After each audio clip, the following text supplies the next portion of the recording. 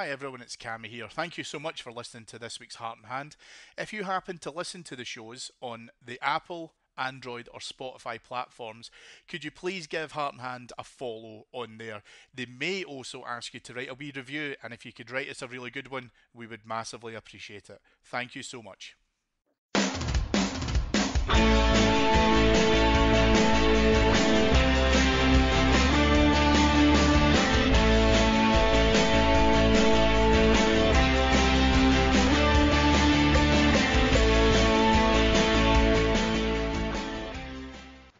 Hello, everyone, and welcome to Heart and Hand, the Rangers podcast. This is your extra show for the week. My name is Cameron Bale. I'm your host as always, and it is a privilege and a pleasure to have my guest on today to hear his thoughts about this weekend's Old Firm game on Saturday afternoon, and that is my very good pal, Adam Thornton. Adam, thank you so much for coming on extra this week. You're going to have a tough shift, I think, with some interesting discussion around tactics and what our potential midfield could look like, but thank you so much for coming on.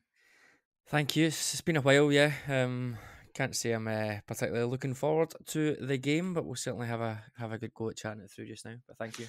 Yeah, I think if we can try and increase the battle fever notch by 0.5 on the back of this show, then we'll probably call it a successful one. But yeah, I think the sentiment, Adam, is that most people are not feeling overly optimistic about Saturday.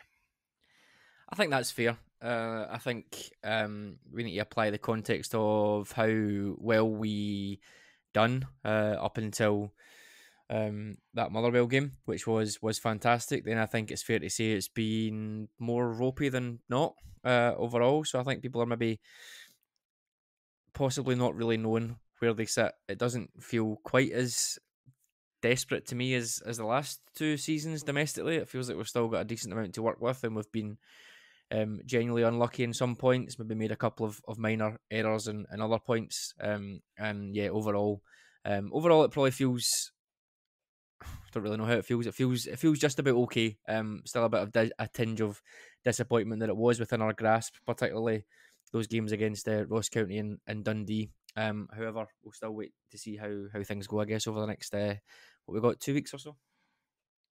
Yeah, it's going to be interesting because I think for me, whenever you're talking about already looking for snookers, I think it's tough, and those games that you mentioned are starting to dwindle down. So I think this idea of, again, if this was the second or Old Firm game of the season, then as we kind of said back in, back at the 3-3 game, there's still room to spare. But I said at that time, I don't think this team's got the character to be able to try and go to a must-win final Old Firm league game of the season and win at Parkhead. I just think that that's just a step beyond them.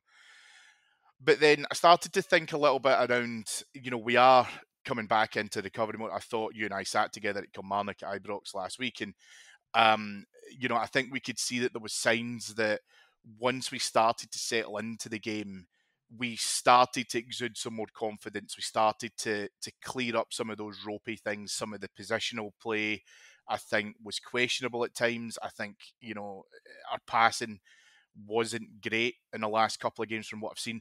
But then we start to settle down a little bit and come into it. Stage fright's going to be a big thing, Adam, I think, on Saturday. And that's something which is born of evidence. We've seen it. We've seen slow starts to games. We've had a couple of instances where the opposition have had early shots on goal that have came from just coming right through the middle of us. I think for me, the most critical thing we have to be able to do on Saturday is just come out confidently and come out strong and give ourselves the best chance possible. Yeah, I think that's fair. The last game, when I watched it back, obviously without the tension, you do feel a little bit better about it. And I think my judgment of the first sort of 25 minutes or so was probably clouded by all the VAR issues. And when you're in the midst of it, it can be a little bit overwhelming. But yeah, I think the first 5 or 10 minutes I thought we were pretty good, which has been a bit of an issue for us. Obviously, we still do concede the early goal by 1, 2, maybe 3 fuck ups in defence, but that's just par for the course, I think, now. But overall, after that, I think we settled, and I think you're right. It's a tricky one in these games. I've been saying for a while that um, midfield is a big issue. Not necessarily. I don't necessarily think in the setup at times. I think just the way that some of the players play, maybe the setup doesn't particularly help that. I do feel like we can get swamped a little bit in there. To be honest, the midfield hasn't been great since the 55 season, really. We've not really had a sort of clear run at that. The only constant in there has been John Lundstrom, and I think it's fair to say he massively divides opinion at times. So I think when you compare the midfields that we've got in the two teams, and where the game is won and lost in this, it is always midfield.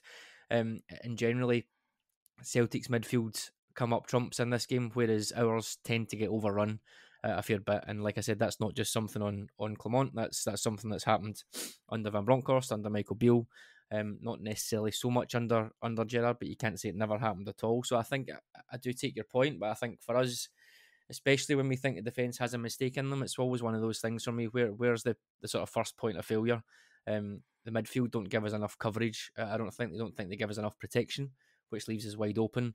But at the same time, I don't think the midfield unit really anybody could say hand on heart that it looks like a solid part of the team. So I think that's a big thing for me. I don't see how we resolve that in the next 48 hours or less than that. But I think it's something we need to be aware of, whether that is the manager sacrificing his principles and bringing Todd Cantwell or bringing the number 10 deeper into midfield and going with a flatter three. I don't know. It might limit what attacking threat we think we might have in the opposition third as well, but that solidity might help us out a little bit. So I do agree with your point, but I think for me, we need to be solid, absolutely, in defence and in midfield, and just see where we go from there.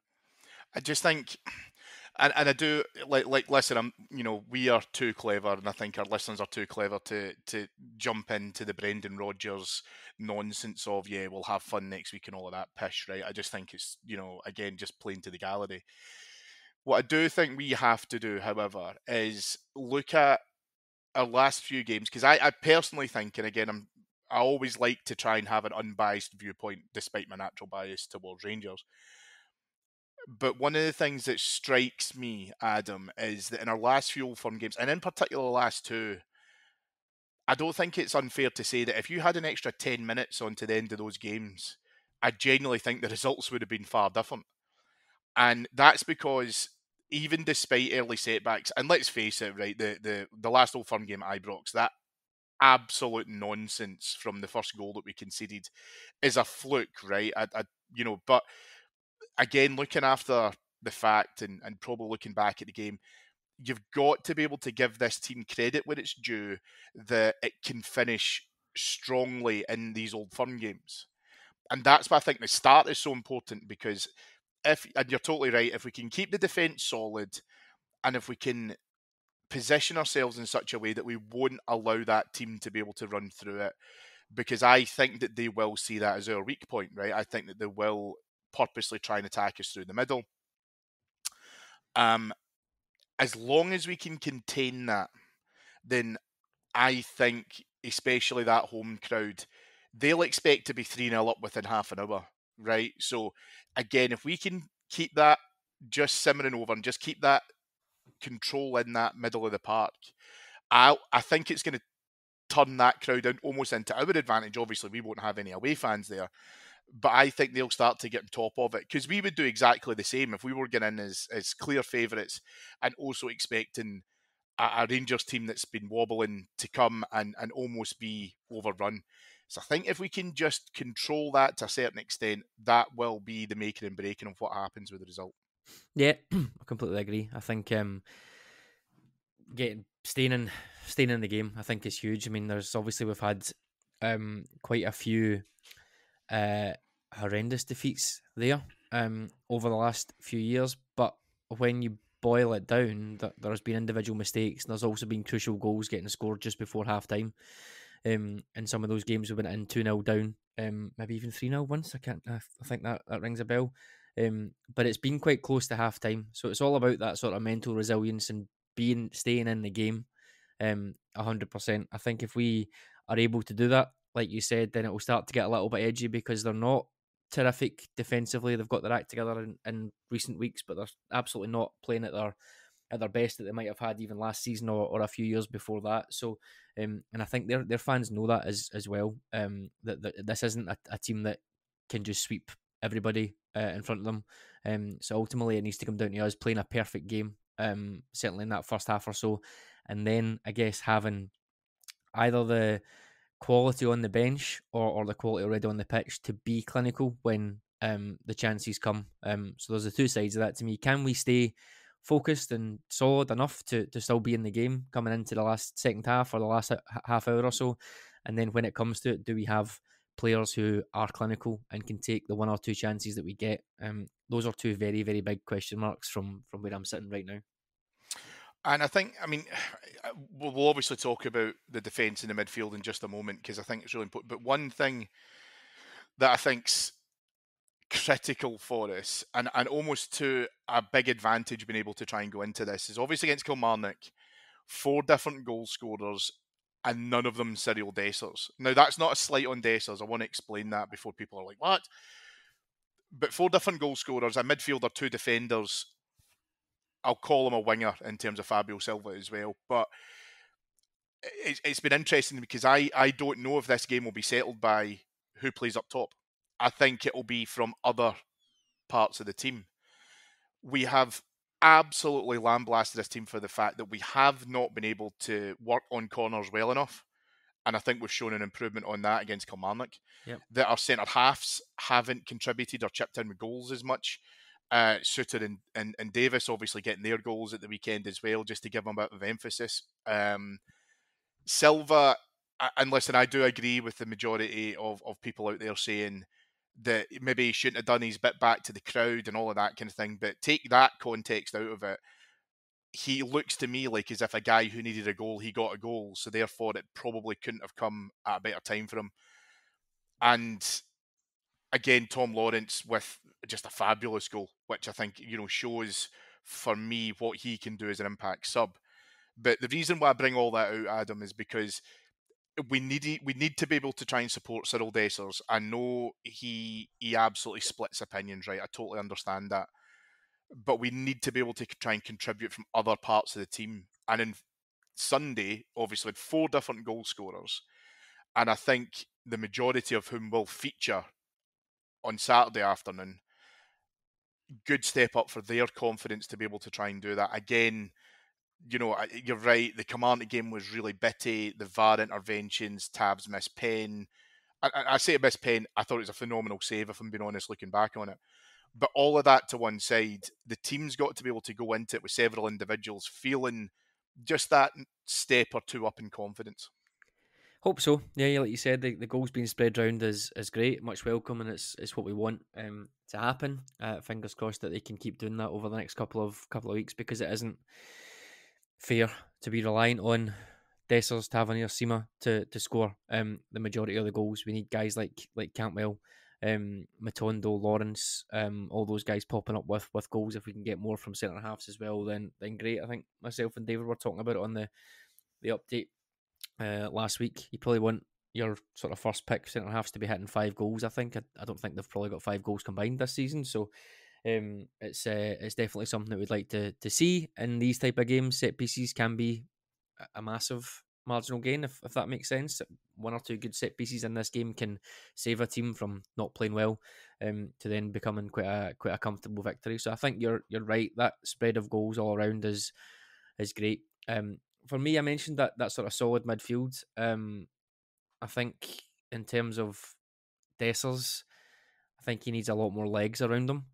In the game at New Year, it was not great from us. I think we'd Cantwell, and obviously Seymour was playing as well. But Cantwell and Dessers were the ones that were sort of tasked with sort of going up and sort of leading the press. I don't think either of them are really fantastic at that. Cantwell can be okay at it, but he really needs a bit of legs round about him, I think, for even when he wins the ball and having someone nearby. So I'd like us to try and change that up a little bit. I thought we had some issues with that in the semi-final as well against Hearts. It just sort of we become a little bit too easy to play around, I think, Cammy. You've got Dessers sort of leading it and Cantwell coming behind them, and then that leaves gaps in the middle, and the players can, the opposition can sort of pass through or pass to the sides. I'd like to see us try and be a little bit more aggressive with that, particularly if we know we've got a bit more of a solid base behind us. Maybe we'll do John Sterling in the centre of the park would be ideal for that. So yeah, I think absolutely sharing the goals out is great. I'd like to see us be a little bit more structured, and then obviously a little bit more clinical when we get the ball. Whether that's Dessers or not is sort of immaterial now because he is going to play. He scored a lot of goals. Do many people trust him to go and score when they go and get stuff? Probably not. Just because of how inconsistent the season has been. He did miss another one or two at the weekend there that kind of seemed easier to score. Just seems allergic to hitting a first time finish when sometimes that's all that you need, as Silva's goal showed at the weekend. So yeah, it's all the sort of same doubts are there, but yeah, I think you're spot on. Sharing the goals out is crucial, and if that set piece improvement, albeit a little bit minor and maybe not ridiculously fantastic in terms of a sweeping play or whatever like that, it was just a little bit of change. If something like that can help us and work in our favour, and we can get one of those centre halves on the India ball again, then fantastic. Yeah, the Dessers point's a great one because honestly, I was losing the head, Adam, on Sunday with how many times he just seemed allergic to hitting a first time ball.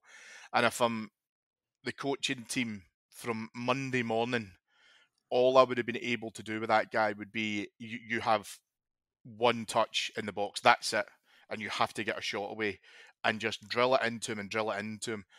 There's been times, and listen, don't get me wrong, because there's been other times where, in actual fact, his first time touch has actually created opportunities for him, and we've got some joy out of that.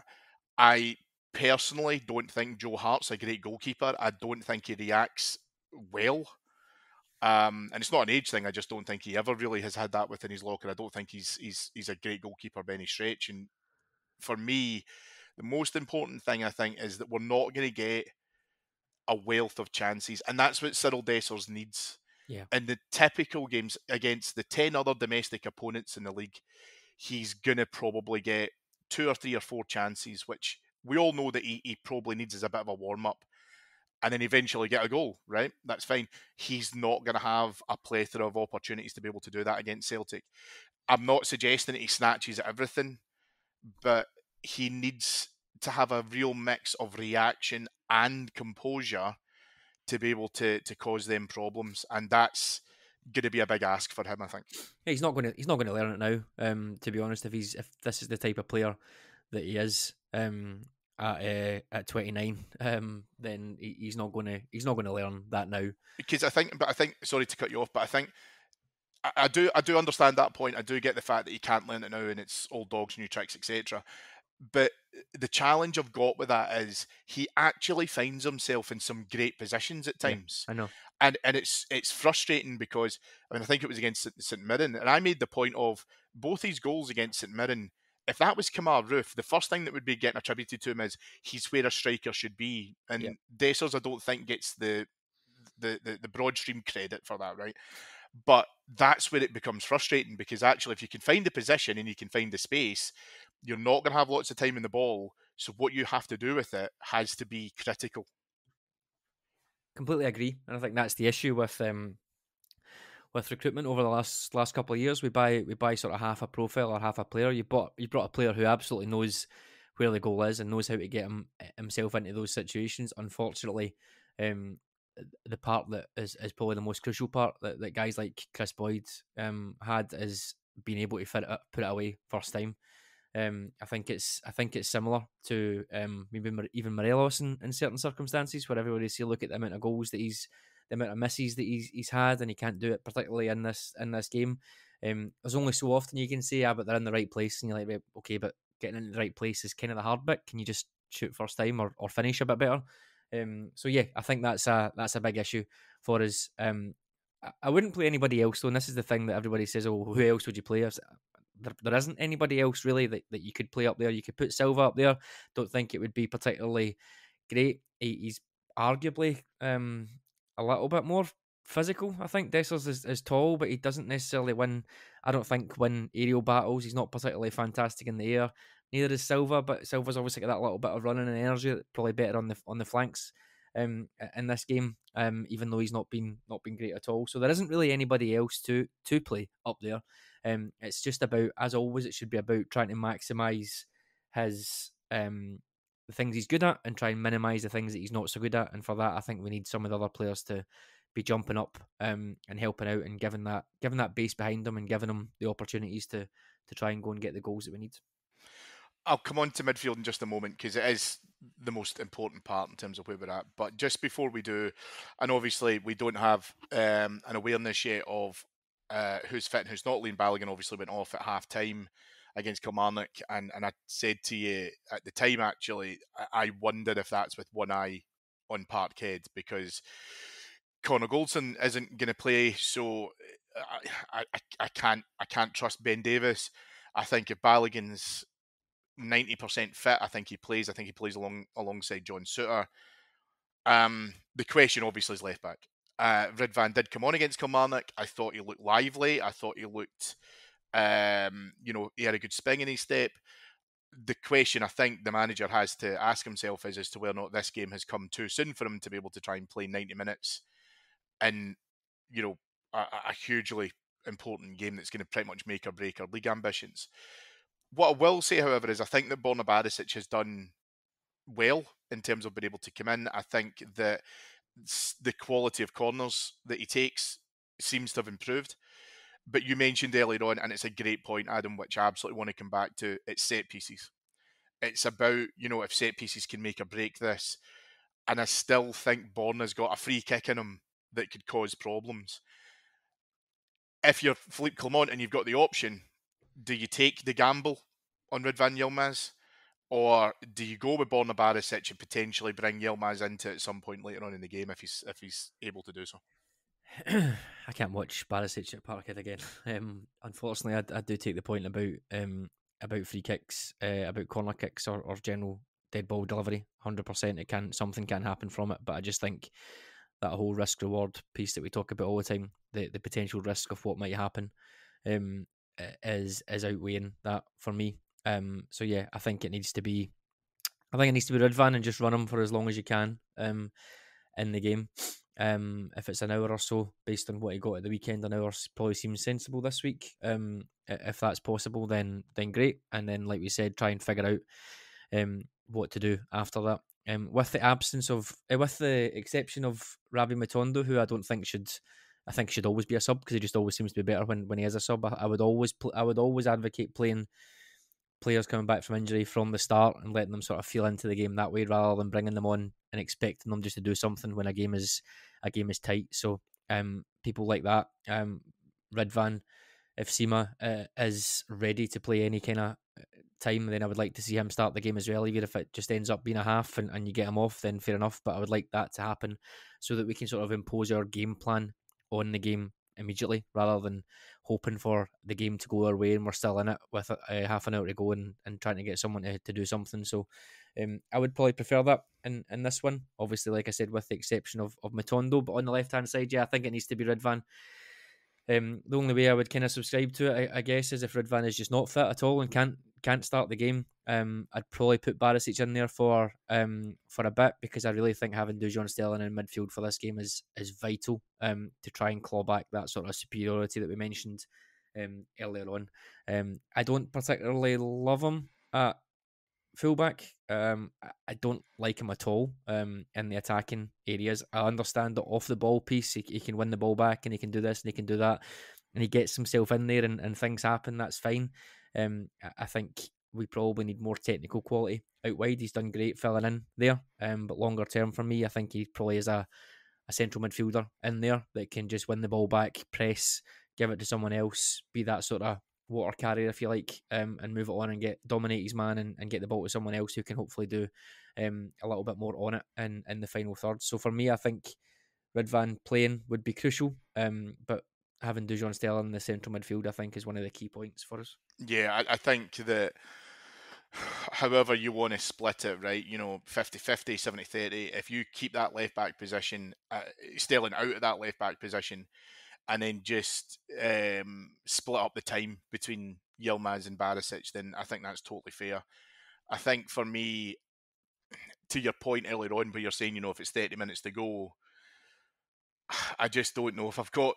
It gives me PTSD. I think that if I saw Yilmaz coming off at 30 minutes to go with Barisic coming in to a 0-0 That's game, true. That's true. do you know what I mean? That's the panic. That's the kind of fear for me. Do you know what I mean? But I want to give him his credit. He's done well with it. And by the way, as a complete side note, and this is purely my personal opinion, if you were the guy who was harassing Borna Barisic at the shirt signing thing and you were having a go at him, you're a complete banger. That's all I'm going to say about it. But getting back to the lineup, you want Stella in the middle of the park. I think that's absolutely critical. Are you wanting to go with Dio and Lundstrom alongside him? Is that your preference, or are you thinking about involving Cantwell further back with that? Because I know you were saying that you want to be able to try and see where he can control a little bit more of that. It's tough because even if you play him, I don't know, as an 8 or a 10, I just can't think how Cantwell could fit within that. Yeah. That doesn't mean we go overran.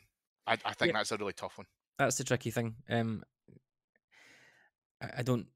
Hopefully, it doesn't come across as jumping on the bandwagon, because I've never particularly been a massive fan of what Lundstrom brings to the team. I think I've said this in a pretty consistently over the last few years. I don't understand why several managers in a row have decided that he's a number six who sort of builds the play. I don't think he's really ever done that in his career, and it isn't something that I think is crucial for us. I don't think he does a fantastic job at it. But on the basis that he's clearly going to play because he plays all the time, I think you then sort of need to work around that. So for me, I probably wouldn't play Cantwell in this one. I don't think he ever really dominates an Old Firm game. I'm not sure if he just maybe lets the occasion get to him or whatever. But I don't think he, other than maybe the game at the tail end of last season, which didn't really count. I Was it wouldn't was a say. dead rubber? Yeah, I wouldn't say he's been any more than good to very good, and probably quite far off it in some of these games. So I'd probably be looking at, if the manager's not going to change the sort of shape of it and go to a sort of more of a flatter three, I'd be looking at Sterling and Lundstrom as the sort of deeper two, and then maybe Diomande as that number 10. Might help us, give us a little bit of control in the final third. He's obviously very good on the ball. He can shield the ball well. He can link play. He's got a decent shot on him as well from what we've seen. So he's not afraid to get in behind as well. We've seen the goal against Benfica, where he gets to the byline and pings it back for Lawrence in Portugal. So maybe playing him in that position in this game might be quite useful in there. So I think if I was to be pushed on it, that would probably be the three that I would look to play. If it was me, I'd be bringing Diomande maybe back a little bit and having it as more of a sort of flatter or more compact midfield three, rather than the sort of 4-2-3-1. And yeah, I think Cantwell misses out on that one for me, but maybe he's one of the guys that we could bring on later in the game if we need something. The thing for me, right, whenever I watch Diamande, is he always wants the ball. Yeah.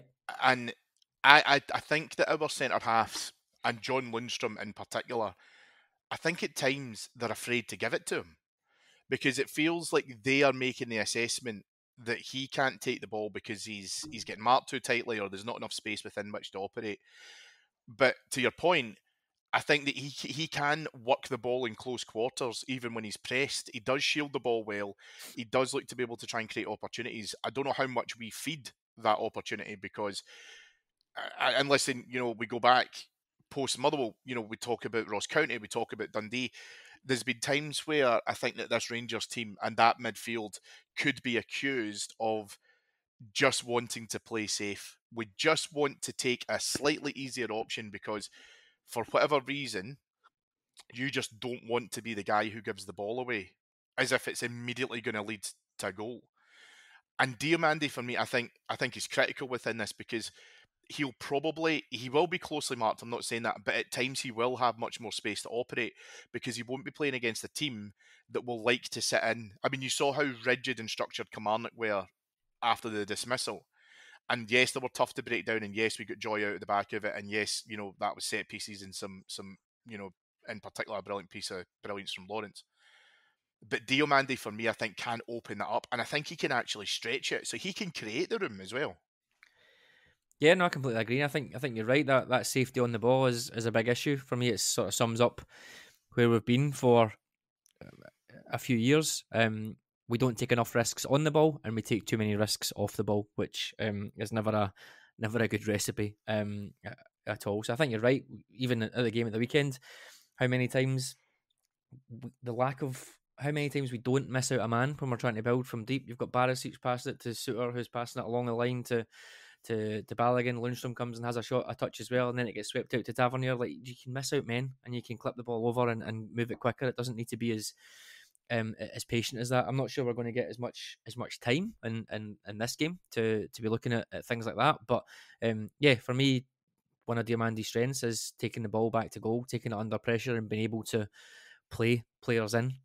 But for that, you need somebody to pass to him first of all. But then once that's done, you need somebody to then go up ahead and make the angles for him to pass to, rather than just passing the ball and admiring it and saying what a nice pass that was, and not really moving to receive it. So there's a few sides to it. But yeah, certainly I don't know. I wouldn't have any issue with Diamandi. I was a bit concerned that last game. I thought it might have potentially passed him by if he was to play in that game. However, having seen how poor the midfield was without him, I think he absolutely needs to play in this one somewhere. And I think the same about Sterling.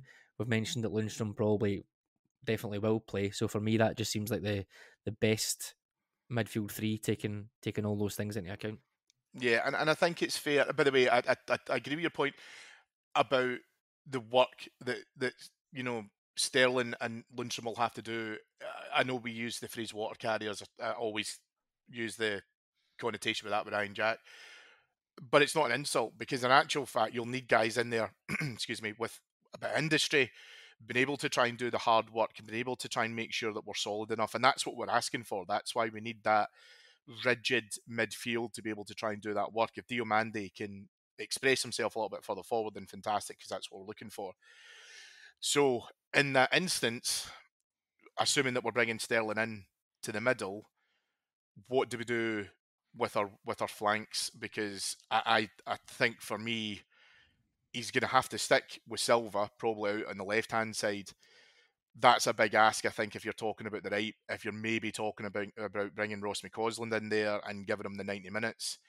Again, we don't know if Seema will feature. It'd be great if he does, because I think that's a natural slot in there for him. And well, ideally in the left, but I could see him playing on the right if Silva plays. Any preference in terms of how that setup looks for you? Not really. That's probably seems a little bit harsh, but it's the area that we've got the most issues with. I think absolutely we have had for most of this season, really, since we decided not to sign any wingers and then start playing them for some bizarre reason. In an ideal world, I guess it would be great to have.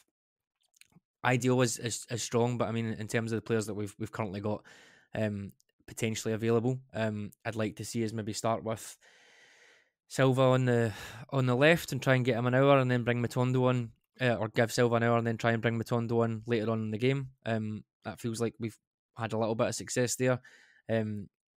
I don't think we can underestimate the importance of Ridvan and how he links with a winger. I think Barisic and Silva just doesn't work at all. They're both way too clunky and awkward. I think at times it doesn't particularly work very well. You're not getting 1-2s and overlaps and all sorts. That's not happening there. It's basically just give me the ball up, I'll lay it off to you, and you swing a ball into the box. That's sort of how that usually works. Having Ridvan there, I think we've seen Silva and Ridvan link up really, really well and able to do that a couple of times earlier this season. Same with Matondo. I think some of the goals that he's scored has been as a result of Ridvan's running and helping him out and putting intelligent balls in for him. So I wouldn't mind that on the left. Silva for a bit and Matondo if fit. On the right hand side, probably the same between Seema and McCausland. I'd like to see Seema on that side. I think he got a bit of joy there in the game where he came on, and then obviously in the semi final as well. Before he had to go off, he started on that side. Whether it's McCausland starting and Seema coming on, or Seema starting for a bit and McCausland coming on, I think that would be okay. McCausland to me feels like a good option to come on later in the game, maybe for opposite reasons to Matondo. He can come on if we're doing quite well and maybe take the sting out of it a little bit. He does receive the ball quite well. He can carry it. He can sort of beat a man. He really needs to improve his output moving into to next season, 100%, and probably needs to add a bit of physicality to his game, or at least put a bit of muscle on. But him coming into a game that's poised and can offer a wee bit of assurance in the final third with his touch and with his ability there, I think would be quite good. So how that works out, I don't really know, but that would definitely be my preference. Silva or Matondo on one side for however long either of them last, and the same with Seaman and McCausland on the other side. If it being Rangers and neither Sima or Matondo are fit enough to start the game, I probably would go with Silva on the left and McCausland on the right, just to feel us into it and see what happens. I think the right hand side is so critical for us because we saw for the first half, and I know you won't like to admit this, being the president of the James Tavernier fan club, but Maeda caused them problems. But he can handle that on the premise that he's not going to have Tavernier's not going to have to go too far forward. He can deal with Maeda, in my opinion. I'm keen to get your thoughts.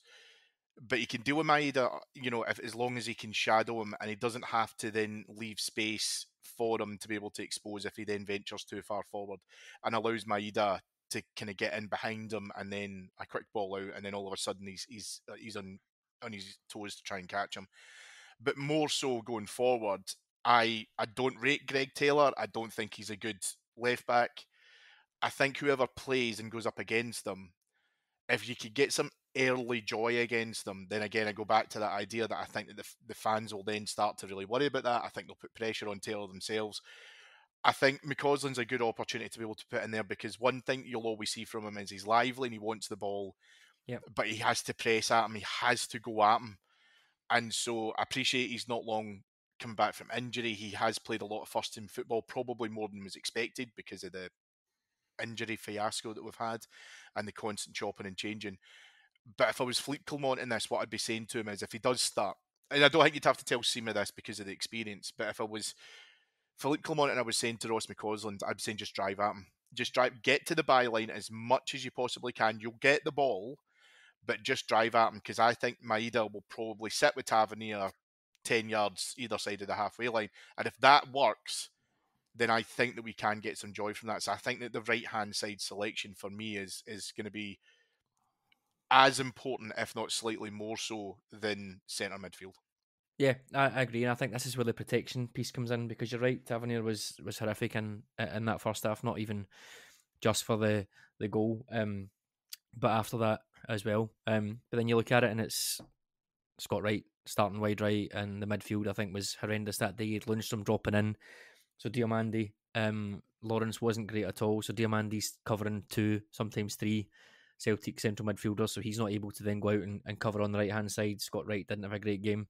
I think when you seen Sima come on in that second half, it did help us out and give us a bit more of an assurance in there, which I think was great. So I think you're right. I think, like I said earlier on, protecting players' weaknesses and trying to accentuate their strengths should be what any team, any formation does. Leaving players out there, hanging them out to dry, is not ideal. So hopefully a little bit more of a solid midfield with Sterling providing legs will help um, on the right hand side to sort of cover when Tavernier goes forwards. And then if we've got someone who's a bit better at either Sima, who'll give them something to worry about in behind, or McCausland, who wants to sort of keep the ball and can press and can sort of cover and be that extra support. Hopefully that balance will be a little bit better than it was at the last game. Yeah, I mean, I think Scott Wright's an interesting one. Personally speaking, Not really. I would put, I would put Scott Wright in the starting lineup as the first name in the sheet before Jack Butland when we get to the Scottish Cup final, because it's at Hampden. However, everywhere else where he's a bomb scare, it's a problem. But being serious for a minute though, right? And I want to just kind of come back in what you just said there, because you've hit it on the head. His biggest thing for Scott Wright is his pace. So again, whether he has a part to play when we get to the 60-minute mark, the 70-minute mark, and Yep. if McCausland can run Taylor, and then he then has to come off, and then you see, let's face it, a fit Scott Wright who can run, and if he's able to get a few decent touches and create opportunities, brilliant. We know what his limitations are, right? We could do a whole other pod about all of that, and it would not be one that you want to listen to, I can guarantee you on that. But fundamentally, he still has enough pace. He's been doing a thing recently, and I think it was Andy McGowan on one of the shows, and he made a great point actually that Scott Wright does this thing now where he appears able to understand with the gap that he has, whether it's short or little, that he long or short, that what he can do is he can take a touch and then look to be able to try and beat a man. And if he can do that, then again he just opens up probably, I would say, the final 20 yards of the Celtic defence, and then he's got room to play in. But then that's the problem; it's the final product. So I think it would be interesting to see if he does consider it with Scott Wright. Yeah, Just sorry. um, I get your point. There's parts of it you think could be quite good, but it never really seems to materialize outside of Hamden, like you said. Bringing him on, I don't think I would feel particularly enthused if you're bringing him on in a tight game and expecting him to do something at Parkhead. But I definitely think having pace off the bench, even if it is just to give Celtic something to think about and say, well, we need to keep somebody back because that guy's got a fair bit of pace and who knows what can happen. I think that's probably the same on the other side with Matondo.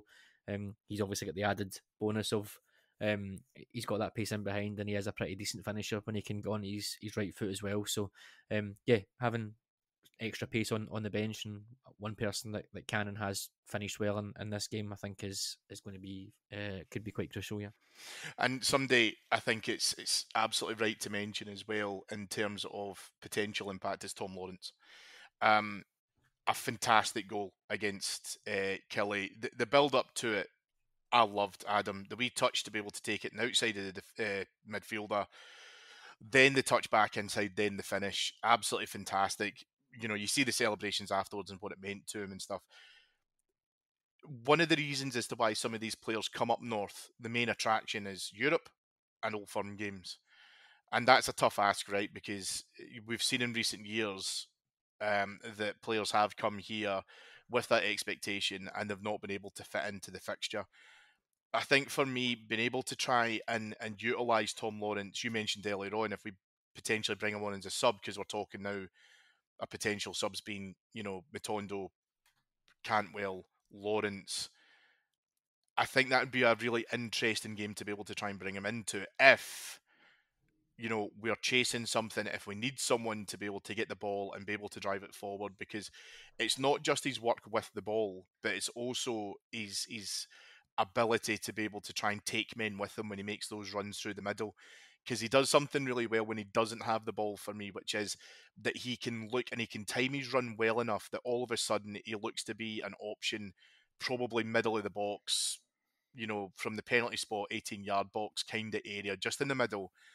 And that's something that we really need because it allows that penetration get into the box to then make the defence think, shit, who's picking that guy up? Like, what are we dealing with here?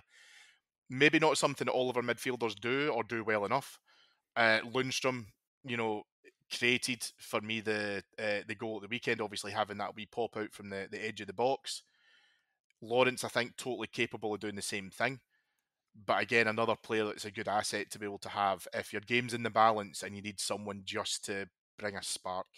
yeah. I think long shots are something that's been unloved in football for a long time. Due to I guess that basis that if you're closer to the goal, you're more likely to score, and that's fine. But we've seen, like you mentioned, Lawrence's goal at the weekend. Lundstrom where the keeper spills it, even the Champions League the other night as well, with Neuer spilling the chance in the last minute to for Real Madrid's equaliser. All of these things can happen in football, and it changes the complexion of a game. Can be the catalyst to go on and do something. So having someone who is decent from that range is great. Lawrence overall, I think I've liked the idea of it. He's not been able to stay fit. He's had some really, really poor games recently as well. So we need to be fair. I just don't think moving forward, the manager's talked about physicality and athleticism and having players that you can count on for 40, 50, 60 games a season. I just don't think he's that guy. If Lawrence was to stay around next season and become a bit of a sort of bit part player who can come in and maybe offer something in some games, then okay, fair enough. But sort of moving forwards, I don't see him being a major part of it. But I do still think he has some qualities that would be silly not to some qualities that would be silly to overlook over the next couple of weeks for sure. And I think probably just as a kind of closing part as well, One of the things that I think is really interesting, Adam, is that I know you've watched it, I've seen it as well, and if you haven't, folks, then please go and check it out. It's got a couple of well-kent faces from our Patreon site, Martin and Alan. It's the One Day in May documentary, and you hear so much in that, Adam, about there's no there's no doubt. There's no, well, we're going to go and it could be a tough game and blah, blah. It's we're going to win. We have to be able to try and go and do that. Now, I always think cup finals will take care of themselves, right? So we can worry about that in a couple of weeks. But what we have to do now is we have to get a, a belief within this team that they can go to Parkhead to be able to go and get something. We are all scarred because of, you know, recent games and recent performances there, our post journey recovery, whatever else you want to be able to try and call it, all of which Rodgers will try and use to his advantage. I understand that. But the simple fact is that we are 2 weeks away from the end of the season with less than a handful of games to play. We still have the opportunity to win the league, potentially the treble. And for me, these players have to look at where they've came from September, October kind of time, what they've been able to put together. They've got to put Motherwell behind them. They've got to put that blip behind them. We got to the Scottish Cup final as well through that period. And for me, the most important thing he has to look now is to say, you have to be able to go out there and understand how you got into this position. This is not a game that has already got the result predicate. We need to be able to go there and say, just give everything. Whether you're here in a couple of months or not makes zero difference. But you've got a chance now to be able to go and do something historical. Go and represent yourselves in the strongest way you possibly can. That's what he has to do, and he has to look at every single one of them to tell them that, and they have to be able to hold each other accountable to that. Yeah, I think that's right. I think nothing is ever as.